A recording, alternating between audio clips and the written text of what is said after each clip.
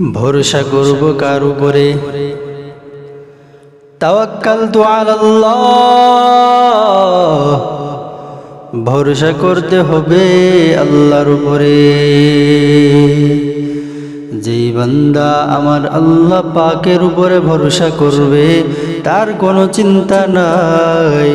যেই আল্লাহ সমুদ্রের তিমি মাছকে পর্যন্ত খাওয়ান, পৃথিবীর কোনো সরকার রাষ্ট্রপ্রধানরা খাওয়ান না, ওর কোনো টেনশন নাই।